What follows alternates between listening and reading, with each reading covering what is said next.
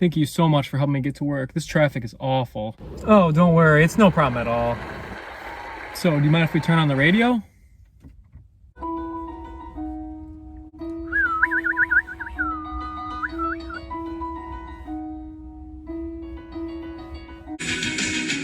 I need you, and I miss you. Oh, I wonder if I could fall into the sky.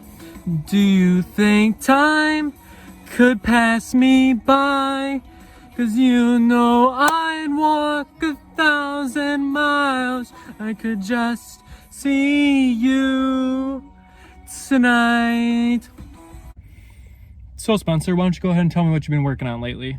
So my big interest right now is the global deterioration scale, actually. Oh yeah, what's that? The Global Deterioration Scale, which was developed by Dr. Barry Reisenberg, is used to provide caregivers with an overview of cognitive function for those who are suffering from primary degenerative dementia such as Alzheimer's disease. The Global Deterioration Scale, or GDS, is not a formal standardized assessment, but rather a categorization of mental capabilities based on qualitative measures and clinical judgment. The Global Deterioration Scale functions to develop an understanding of the client's current mental status as well as the client's future expectations.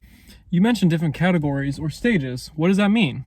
The Global Deterioration Scale will place clients into 7 different stages based on their current level of cognitive functioning. Stage 1, or no cognitive decline, is which, of course, you see no deficits in cognition. Stage 2, or very mild cognitive decline, is also a stage in which you have no dementia, but you start to see typical forgetfulness related to age. Stage 3, or mild cognitive decline, you will see the term mild cognitive impairment. This term, which you may see in medical terms, actually comes from the Global Deterioration Scale. Stage 4, which is moderate cognitive decline, is where you see early stages of dementia. Continuing on with that, Stage 5 is the moderately severe cognitive decline. In Stage 5, as well as Stage 6, you are in the mild or middle stages of dementia. So within Stage 5, this is very relevant to the area of OT. These individuals will need assistance to complete ADLs such as eating and IADLs such as retrieving a meal. In Stage 6, they need more extensive assistance to carry out daily activities, and memory has dwindled down to just early life memories. Stage 7, or the very severe cognitive decline, is the later stages of dementia. In Stage 7, you'll see symptoms such as losing the ability to speak or communicate. They will need assistance with most activities, including toileting, and they will also lose psychomotor skills such as walking. That's a lot of interesting and detailed information. How does this scale relate to occupational therapy? Thanks for asking. In regards to the domain addressed by the GDS, it's important to know that cognitive functioning underlies every occupation. In addition, it has influence on client factors, performance skills, performance patterns. In addition, your cognition will impact your perception and interpretation of your context and environment. But to be more specific, the GDS has been applied to both ADLs as well as IADLs.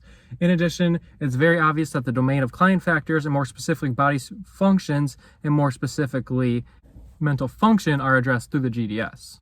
How do you administer and find the appropriate stages for someone's cognitive function? How to administer the GDS? That's a good question. Well, as I mentioned before, the GDS does not have a standardized protocol for assessment. It is important to know that administration times will vary, and the most useful tool for administration is, again, clinical reasoning. Without specific protocol, is the GDS reliable?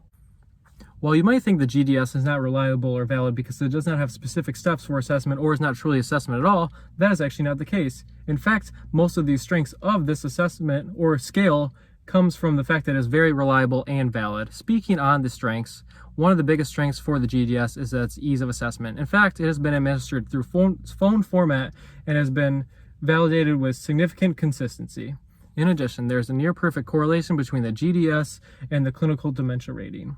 Continuing on, the 7 steps of the GDS are detailed and highly specific, which provides more accurate classifications than other mental scaling tools. In addition, the GDS has been validated through both retest reliability, as well as CT scan measures. Thanks for coming and talking about the GDS. Do you mind if we listen to one more song before we get home? One step closer.